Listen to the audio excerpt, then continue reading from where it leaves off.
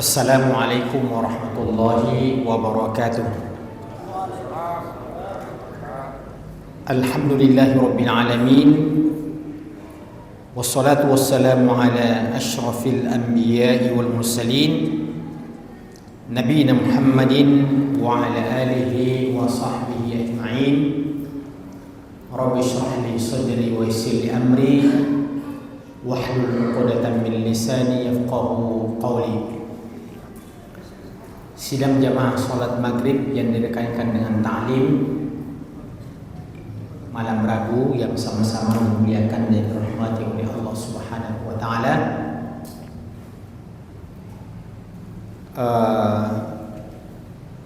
Tadinya kami ingin membahas tentang keutamaan 10 pertama bulan Dzulhijjah, tapi mendengarkan penyampaian dan laporan dari pengurus masjid bahwa alhamdulillah di masjid kita ini sudah beberapa kali dibahas tentang keutamaan 10 pertama bulan Dzulhijjah, dan demikian kita anggap ya selesai dan cukup, sehingga pada malam ini kita akan kembali melanjutkan kajian rutin kita dalam buku Madarijus Salikin Baina Manazili Iyyaka Na'budu wa Iyyaka Nasta'in. Pada pertemuan yang lalu jamaah sekalian, kita bahas ayat Ihdinas Siratal Mustaqim yang di dalamnya ada permohonan agar diberikan petunjuk oleh Allah Subhanahu wa taala,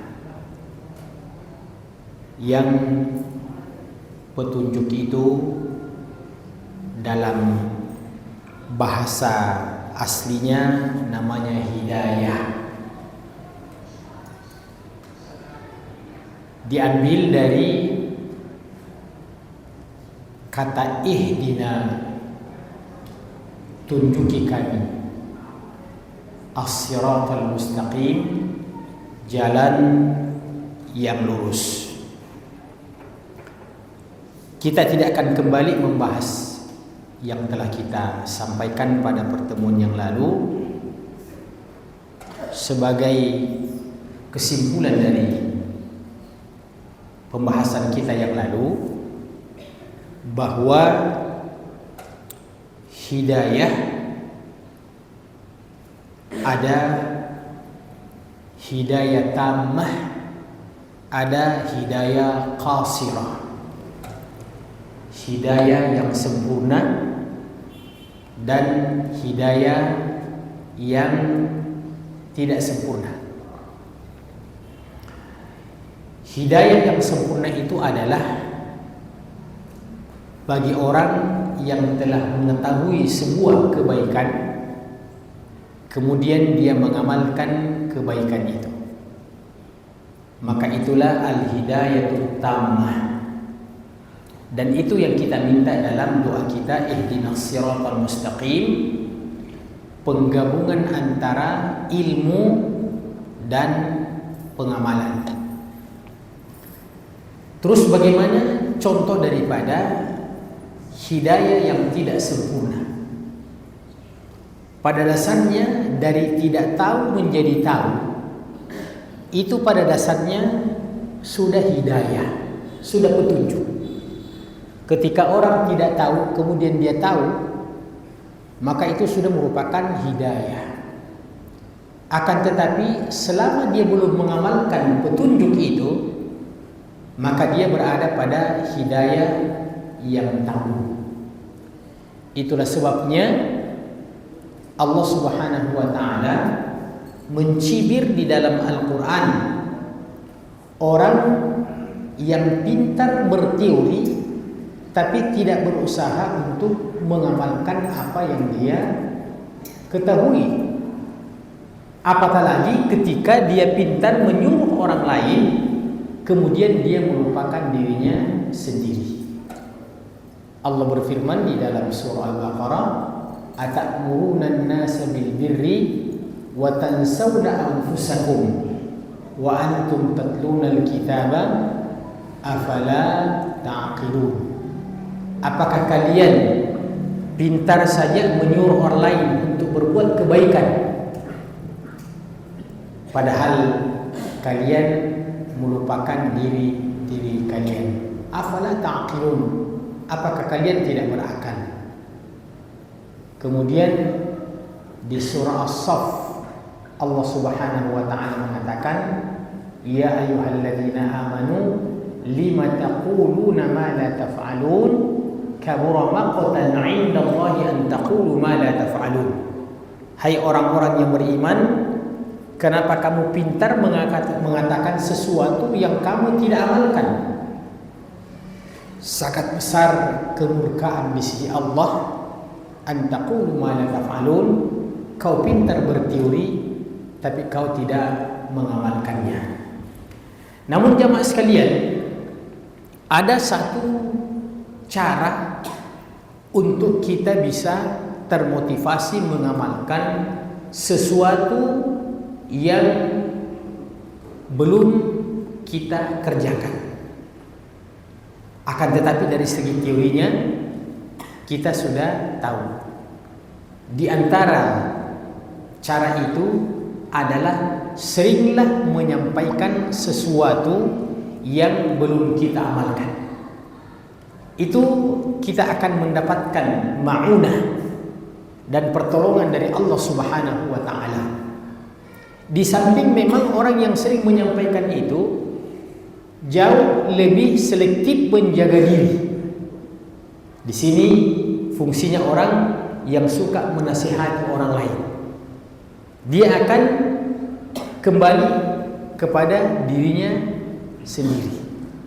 Dan biasa ada orang yang memang sengaja tidak mau beramar ma'ruf bernahi munkar. Memang karena dia sudah meniatkan tidak mau melaksanakannya. Bilang jangan sampai saya suruh orang, saya sendiri tidak bisa melaksanakan. Jangan sampai saya larang orang, saya sendiri memperbuat. Itu artinya sesungguhnya dia sudah punya niat untuk tidak mau mengamalkan apa yang dia ketahui.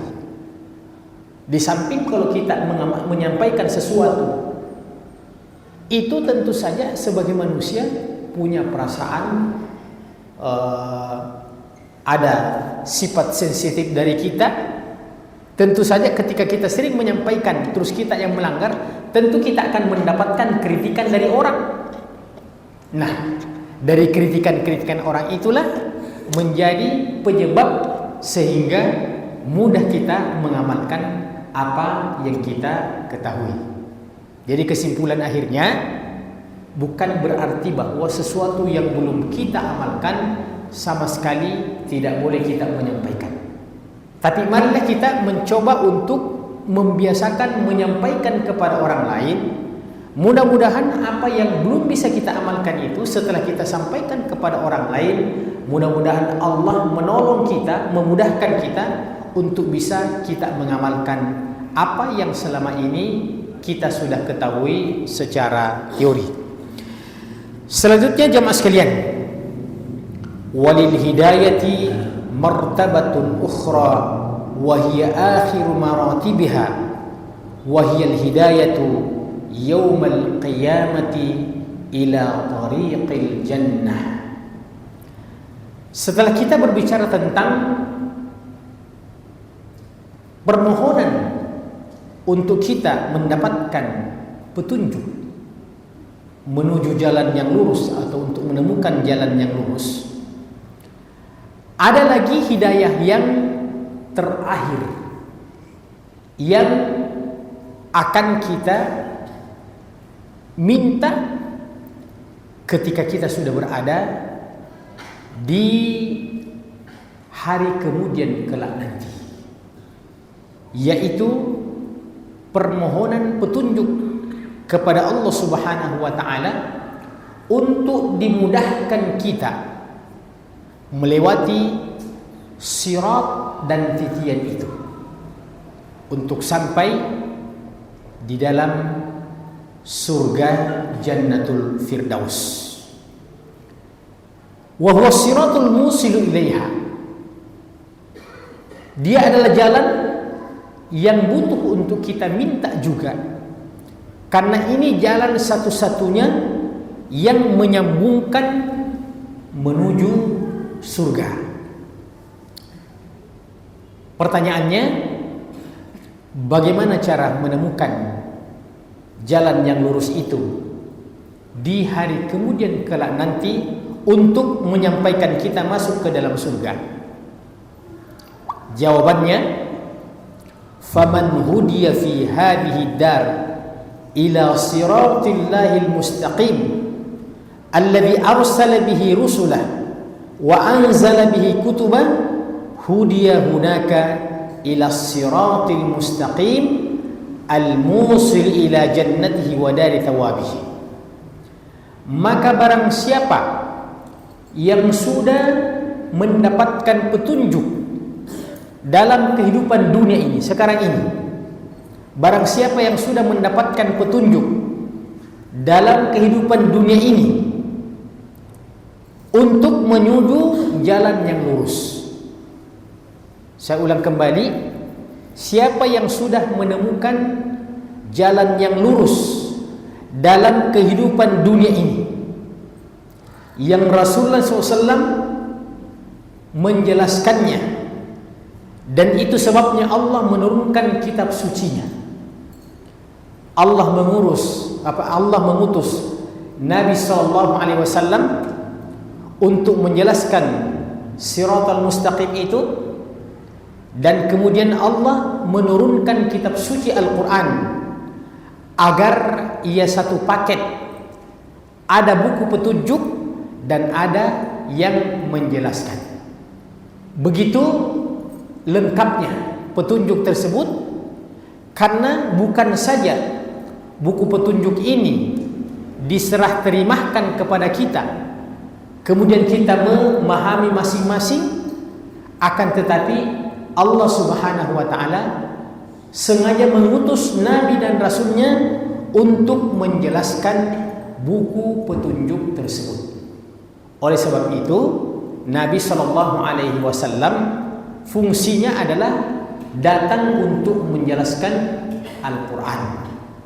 Allah berfirman, yatlu alaihim ayatihi wa yuzakkihim wa yu'allimuhumul kitaba wal hikmah. Jadi Nabi SAW itu pertama adalah membacakan ayat-ayat Allah Subhanahu wa ta'ala kepada kita. Kemudian dengan itu kita akan dibersihkan, kemudian mengajarkan kepada mereka kitab, yaitu Al-Quran, wal hikmah.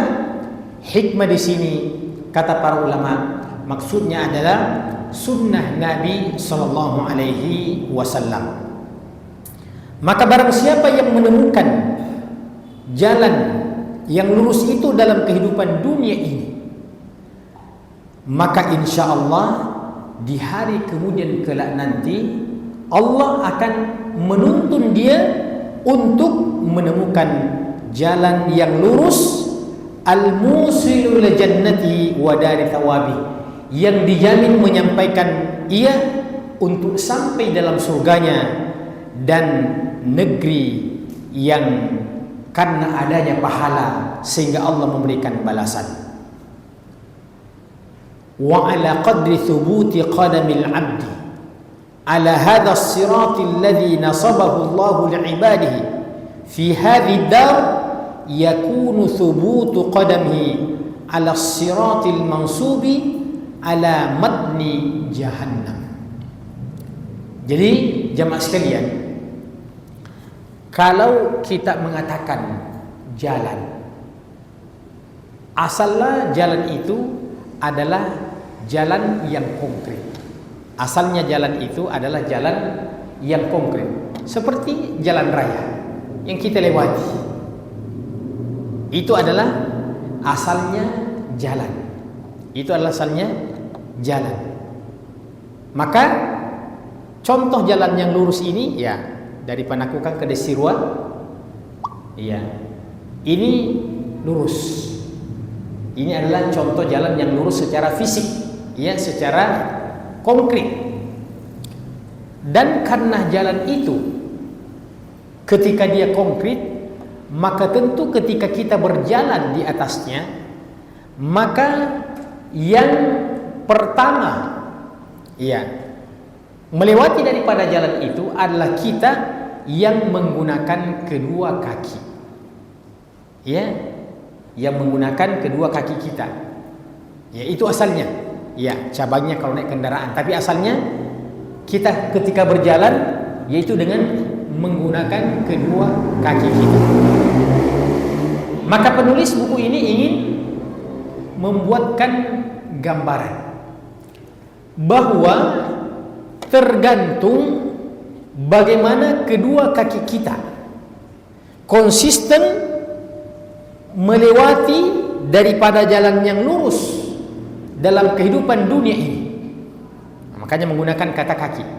Tergantung apakah kedua kaki kita ini istiqamah, konsisten untuk melewati, menjalani daripada jalan yang lurus dalam kehidupan dunia ini, maka demikian pula Allah akan mengokohkan kedua kaki kita untuk melewati titian menuju surga Allah Subhanahu wa ta'ala. Jadi ini sudah ada dua poin yang penting. Saya ulang kembali. Kalau dalam kehidupan dunia ini seseorang telah menemukan jalan yang lurus, Allah akan membantunya di hari kemudian juga untuk melanjutkan dan menemukan jalan yang lurus itu. Yang kedua, bahwa tergantung sejauh mana dalam kehidupan dunia ini kedua kakinya bisa menetapi jalan yang lurus itu, iya, tidak berpindah-pindah, iya, karena terus terang dalam kehidupan ini kita Pak, banyak juga orang-orang yang mengajak kita ke jalan-jalan yang lain, iya, kita ini sudah melewati jalan yang lurus. Nah, banyak sekali tantangannya Pak, banyak sekali tantangannya, karena bukan berarti ketika kita sudah melewati jalan yang lurus itu, bukan berarti ketika kita sudah menemukan jalan yang lurus itu kita sudah aman. Banyak juga yang mengajak kita, banyak juga yang mempromosikan kita, bahkan menjelek-jelekkan jalan yang kita telah temukan dan mengatakan jangan buku di situ, ya, pokoknya dia akan mempromosikan, ya. Saya biasa istilahkan di sini bahwa ada buku tafsir yang namanya tafsir, ada yang ingat?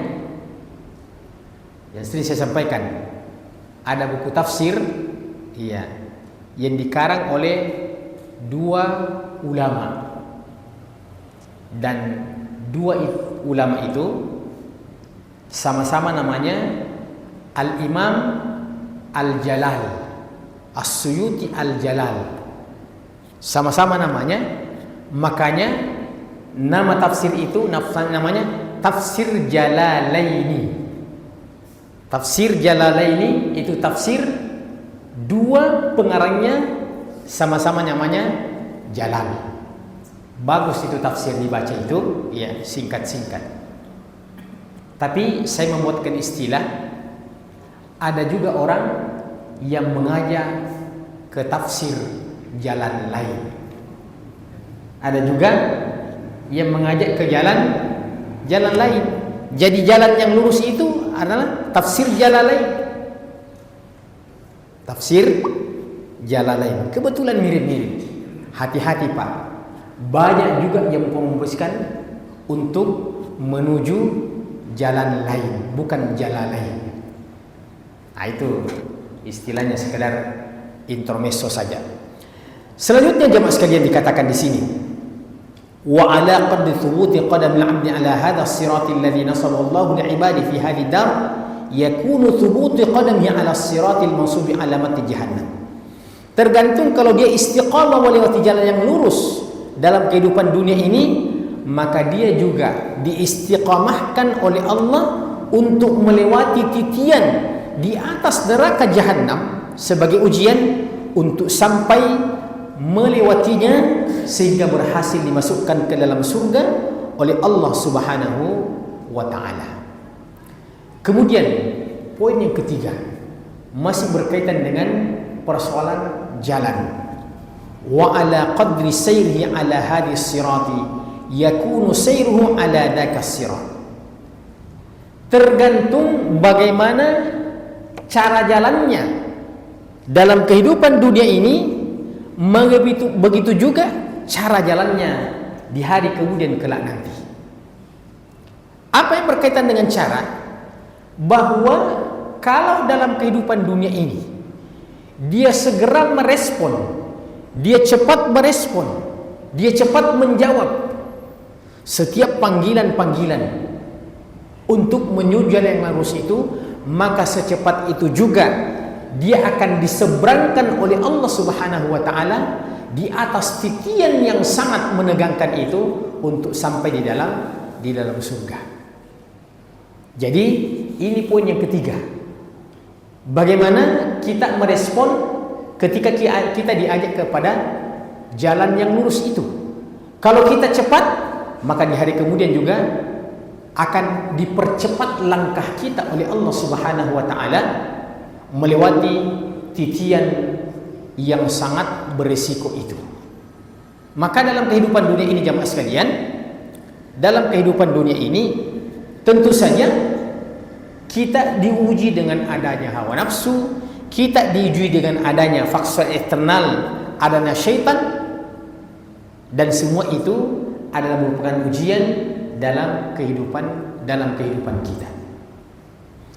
Jadi dalam kehidupan ini jamaah sekalian, ada yang mengajak kita untuk lebih dekat menuju jalan surga, dan ada yang mengajak kita untuk lebih dekat menuju jalan neraka. Iya. Kalau tidak salah, pekan lalu saya sempat berintermezzo lagi. Iya.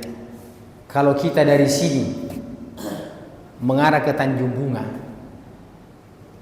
ya, masuk Tanjung Bunga, kalau kita belok kanan dapat masjid 99 kubah.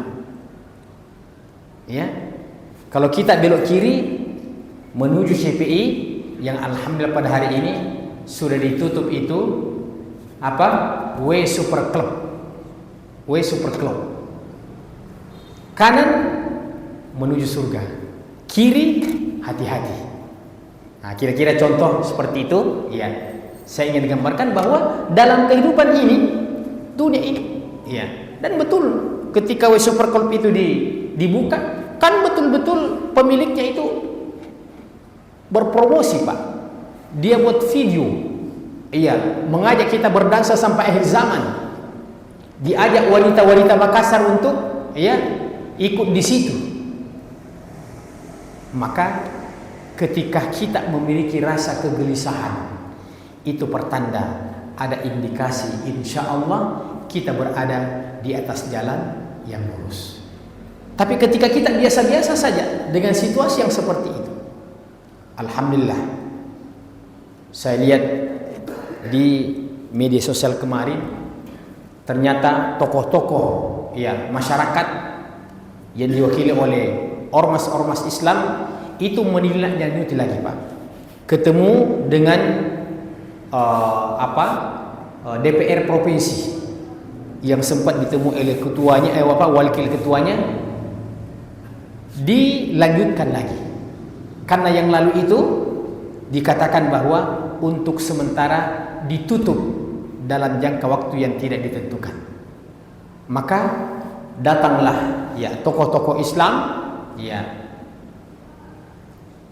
menyampaikan aspirasi itu kepada wakil-wakil kita di DPR provinsi, ya, agar supaya tempat maksiat tersebut, ya, bukan hanya sekedar ditutup untuk sementara waktu, tapi sebagaimana pemiliknya mengatakan mari berdansa sampai akhir zaman, maka kita juga meminta agar ditutup sampai akhir zaman. Ya, dzaka bidzak. Kita, ya, akan lawan itu, ya, dengan perkataannya sendiri. Maka contoh daripada keadaan ketika kita melewati daripada jalan itu di hari kemudian, faminhum man yamurru kal barqi. Di titian itu ada orang yang melewati itu bagaikan secepat kilat. Bagaikan secepat kilat. Berarti ini adalah orang yang ketika di dunia dulu begitu mendengarkan satu kebaikan, dia tidak pernah berpikir lama-lama, secepat itu juga dia merespon kebaikan itu. Iya. Jadi contohnya jamaah sekalian, ketika kita sementara nyenyak-nyenyaknya tidur, begitu kita sementaranya tidur, tiba-tiba kita dibangunkan oleh suara azan. Ini tentu bukan pekerjaan gampang, Pak. Lagi nyenyak-nyenyaknya tidur. Tapi karena kita ingin merespon secepatnya panggilan Allah. Iya. Apa makna daripada Allahu Akbar, Allahu Akbar? Maksudnya kalau sementara kalian melakukan apa saja yang menurut Anda sesuatu yang penting, sesuatu yang agung, sesuatu yang besar dalam pandangan, maka sesungguhnya selain daripada urusan sholat itu kecil semuanya. Jadi andaikan kita ini mengurus uang bermiliar-miliar, bertriliun-triliun, iya, maka ketika dikumandangkan Allahu Akbar, itu artinya semua urusan kalian itu kecil, yang terbesar yang harus kita menangkan, yang harus kita respon adalah Allah Subhanahu wa ta'ala. Apalagi ketika kita dikatakan hayya 'alas shalah, hayya 'alas shalah, setelah itu dikatakan hayya 'alal falah, maka dengan tertati-tati kita bangkit, ya, dari tempat tidur kita itu, ya, menuju kamar mandi, ya, berwudu, kemudian mengambil pakaian kita itu menuju ke masjid, ya, hayya 'alas shalah, hayya 'alal falah.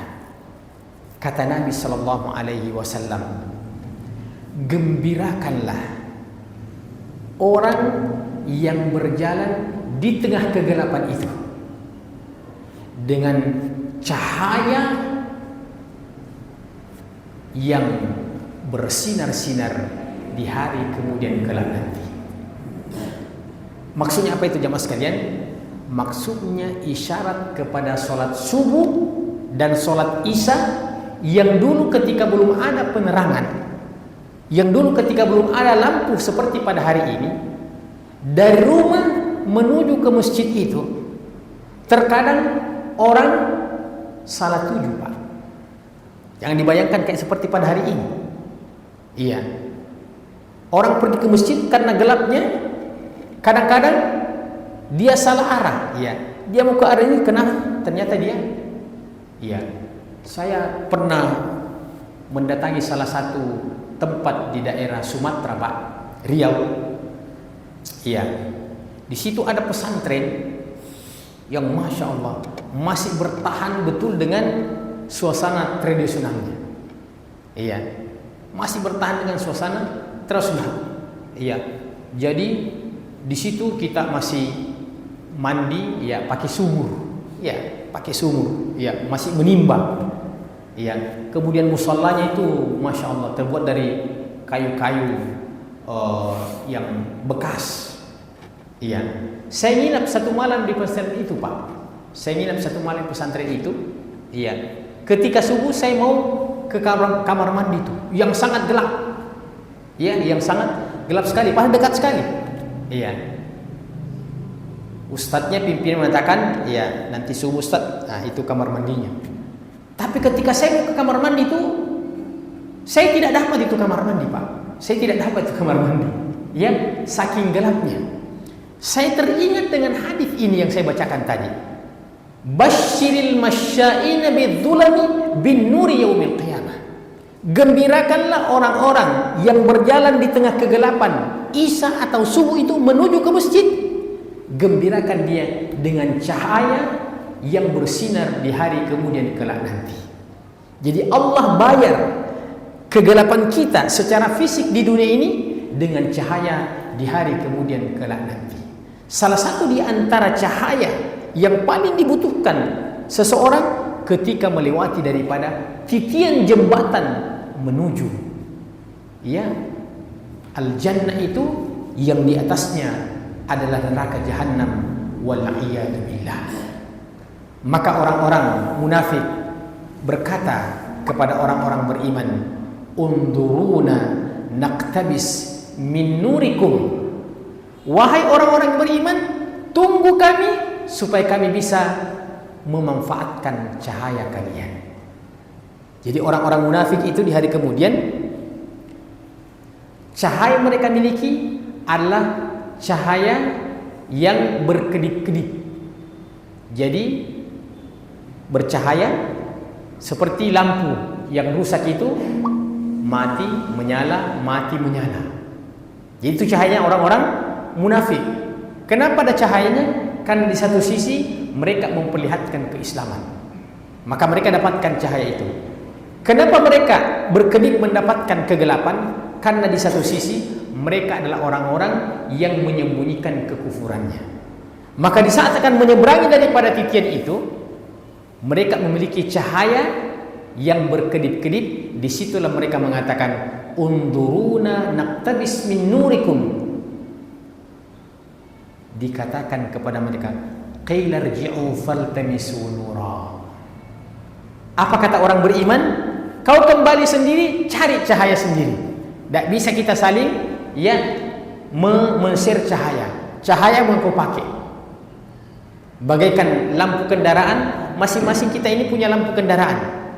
Tidak mungkin kita bisa membagi lampu kendaraan ini masing-masing. Kalau mati kendaraanmu mati, ya matilah. Ya. Unduruna naqtabis min nurikum qila irji'u faltamisu nuran. Cari sendiri cahaya, wahai orang-orang munafik. Kemudian wa minhum man yamurru kat-taraf. Ada di antara mereka yang melewati titian itu, kat-tarafi, itu bagaikan sekali kedipan mata, saking cepatnya. Jadi kurang lebih sama dengan kilat. Ada yang sama dengan kilat cepatnya, ada yang sama dengan kedipan mata. Wa minhum man yamurru karrih. Ada yang melewati titian itu seperti cepatnya angin. Iya. Artinya secepat-cepatnya angin, ya, tentu lebih lambat dibandingkan dengan kilat. Karena kilat setekali lagi. Hanya kita katakan secepat kilat, ya, secepat kedipan mata. Ketika Nabi Sulaiman meminta bantuan kepada bawahan-bawahannya agar supaya singgasana sang Ratu Bilqis itu dipindahkan ke istana Nabi Sulaiman, maka satu yang langsung mengangkat tangan, saya bisa memindahkan itu dengan izin Allah sebelum engkau berdiri dari tempat dudukmu. Jadi duduk, berdiri. Sebelum berdiri sudah pindah. Ada yang lebih hebat ilmunya. Iya. Dia bilang, saya ya wahai Nabi Sulaiman, saya bisa memindahkan itu sebelum selesai kedipan matamu. Ya, nah, itu lebih hebat. Maka begitu Nabi Sulaiman melihat, ternyata sudah ada istananya Ratu Balqis itu. Di bahagian depannya istana Nabi Sulaiman. Dan ini adalah teknologi pengiriman tercanggih sepanjang zaman, Pak, yang belum pernah ada yang bisa menyanyi sampai pada hari ini. Ya. Apa yang kita bisa, Pak? Ini kita bisa kirim, Pak, lewat layan parcel, lewat JNT, ya. Tapi mau mengirim satu paket istana, Pak, itu belum ada pengiriman yang mampu untuk menerima itu, Pak. Belum ada sekarang. Jadi jangan kita mengira bahwa teknologi kita ini lebih canggih. Ada teknologinya orang dulu, Pak, lebih canggih daripada teknologi kita pada hari ini. Di zaman Nabi Sulaiman dipindahkan istana itu dalam kedipan mata, dan itu Al-Quran yang menginformasikannya. Jadi ada yang seperti kilat, ada yang seperti secepat kedipan mata, ada yang secepat angin, ada yang seperti cepatnya orang yang berkendaraan. Tidak disebutkan di sini pakai kendaraan apa, tapi secara umum orang berkendaraan itu cepat. Wa minhum man yas'a sa'yan. Ada yang cepatnya yaitu seperti orang yang lari, atau orang yang lari lah. Ada yang cepatnya wa minhum man yamshi masyan. Ada yang berjalan biasa. Ada yang berjalan biasa. Wa minhum man yahbu habwan. Ada yang berjalan tapi tidak bisa berjalan, harus dia dengan menggunakan kedua tangannya. Dia harus merangkak. Wa minhum al-mukhjisul musallam. Ada yang melewati sangat lambat, tapi dengan izin Allah dia juga selamat. Wa minhumul mukaddas finnar.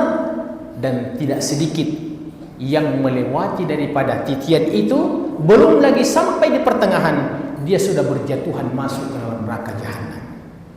Maka tergantung katanya respon kita dalam kehidupan dunia ini. Kalau kita meresponi kebaikan itu cepat, maka Allah juga akan membalas dengan cara melewati daripada titian itu. Falyanzuril 'abdu sayrahu 'ala dzalika as-sirati min sayrihi 'ala hada. Maka hendaklah setiap kita ini, kata penulis buku ini, merenungkan bagaimana cara kita merespon setiap kebaikan di dunia ini. Maka demikian pula juga di hari kemudian Allah Subhanahu wa taala akan membantu kita. Wal yanzur asy-syubuhati wasyahawat allati ta'uqu an sayrihi ala hadha as-siratil mustaqim. Dan ada dua hal yang menjadi penghambat utama untuk kita melewati daripada jalan yang lurus itu. Kata beliau, dialah itu asyubuhat wasyahwat. Syubhat dan syahwat. Syubhat dan syahwat. Apa itu syubhat, jamaah sekalian? Kata Nabi, faman waqa'a fis syubuhati faqad waqa'a fil haram. Siapa yang sering-sering dekat kepada yang syubhat, maka dia lebih dekat kepada yang haram. Artinya syubhat itu bisa dia masuk dalam perkara-perkara yang diperbedakan. Umpamanya ada mengatakan boleh, kemudian ada mengatakan haram. Kalau perkara itu adalah perkara yang berkaitan dengan kepentingan duniawi kita, umpamanya persoalan makan, ada mengatakan boleh, ada mengatakan tidak boleh, maka kalau ada yang mengatakan boleh dan ada yang mengatakan tidak boleh, yang lebih selamatnya itu kalau kita pilih, lebih baik tidak boleh. Karena kerugian kita hanya tidak bisa menikmati daripada makanan itu ketika di dunia, ketika di dunia. Maka menghindarinya jauh lebih selamat dibandingkan dengan mengerjakannya. Katakanlah umpamanya pada hari ini, masih menjadi sebuah pro kontra, bukan di kalangan orang awam, tapi di kalangan para ulama. Masih ada juga yang memfatwakan bahwa bunga bank itu tidak apa-apa, yang penting negara, tapi untuk lebih selamatnya, selama berkaitan dengan pribadi diri kita, kalau seandainya ada tempat untuk kita menyimpan uang yang tidak ada lagi syubhatnya, itulah yang paling ideal. Tapi kalau umpamanya kita tidak menemukan, maka untuk sekedar mengamankan daripada uang kita, bukan untuk kita pakai sehingga kita bermuamal dengan riba. Karena riba itu, jamaah sekalian, salah satu di antara cabang dosanya yang paling ringan seperti, saya tidak mau menyebutkan ini karena sangat menjijikkan sekali, seperti seseorang yang menyetubuhi ibu kandungnya sendiri. Ternyata itu dosa riba yang paling ringan, Pak. Seperti seseorang yang menyetubuhi ibu kandungnya sendiri. Jangankan ibu kandung, dengan wanita lain saja, kalau tidak ada akad nikah, kata Allah, innahu kana fahishatan wa sa'a sabila. Bagaimana Nabi mengaitkan itu seseorang yang menyetubuhi ibu kandungnya sendiri. Maka kata beliau, yang pertama adalah asyubhat.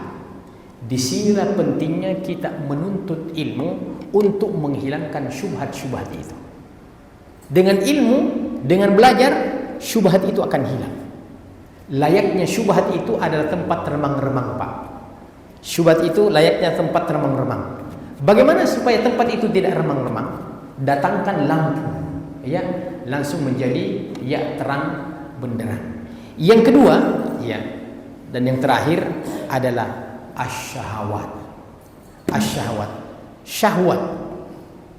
Dan syahwat itu jamaah sekalian bukan hanya berkaitan syahwat dengan lawan jenis, tapi seluruh keinginan yang menggebu-gebu yang di dalamnya ada unsur pelanggaran, itu adalah makna syahwat, ketika di dalamnya ada keambisian yang akan melabrak seluruh aturan-aturan dalam kehidupan kita ini.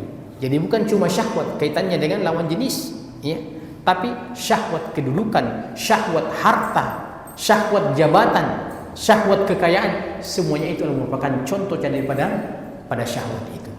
Makanya seorang wanita salihah dulu memesankan kepada suaminya setiap akan keluar dari rumahnya, dia berpesan begini sama sang suami tercintanya, wahai bapaknya fulan, keluarlah engkau pergi mencari rezeki yang dihalalkan oleh Allah Subhanahu wa taala saja, dan jangan coba-coba menyentuh rezeki yang syubhat apalagi yang haram.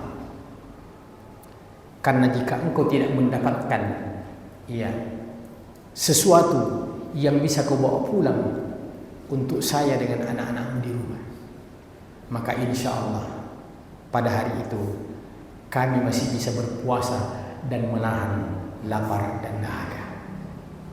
Tapi jika engkau membawa barang syubhat dan haram, dan akhirnya engkau kasih makan anak dan istrimu, maka ketahuilah bapaknya, fulan, kami tidak mampu bertahan dengan panasnya api neraka. Jadi insya Allah kalau kau tidak membawa apa-apa pulang ke rumah, kami bisa berpuasa pada hari ini. Kami mampu untuk bertahan, tidak makan dan tidak minum. Tapi ketika engkau membawa barang yang tidak jelas ke rumah, karena kau sebagai pejabat, karena kau yang bertanda tangan, karena kau yang memutuskan, semuanya serba bisa diatur. Jadi ada salah seorang keluarga, Pak, yang dia calon pejabat di salah satu provinsi, dia calon pejabat di salah satu provinsi, akhirnya dipanggil ke Jakarta menghadap sama salah satu menteri, tentu kita tidak sebutkan menteri mana, ketika sudah berhadapan, jadi langsung ditanya, Pak, langsung ditanya, karena banyak yang mau, dia langsung ditanya, kamu berapa maharnya? Berapa maharnya? Saya bilang, mahar itu biasanya orang menikah. Oh, ternyata mahar itu penghalusan daripada berapa won sogomu. Itu langsung ditanya seperti itu, Pak. Maka dia langsung mundur teratur. Kalau begitu, tidak jadi, Pak. Maka ini bukan main-main, Pak. Persoalan yang namanya syubhat. Nabi SAW mengatakan, ma nabata lahmun min suhtin fannaru aulari. Tidaklah tumbuh dalam diri kita daging yang berasal dari sesuatu yang haram, hasil tipuan, hasil macam-macam, sehingga kita mendapatkan itu. Akhirnya kita menjadi sehat, menjadi gemuk. Ya, tidaklah tumbuh sekerat daging dalam diri kita, kata Nabi, yang berasal dari syubhat dan haram, fannaru aula bihi, terkecuali api nerakalah yang berhak untuk membakarnya. Makanya jemaah sekalian, dalam hal mencari rezeki ini, ya, mari kita mencari rezeki seperti kata Allah dalam Al-Quran, famshu fi manakibiha, berjalanlah engkau di atas permukaan bumi. Ketika Allah menyuruh kita untuk mencari rezeki, kita disuruh untuk berjalan saja. Famshu masya yamshi, famshu fi manakibi.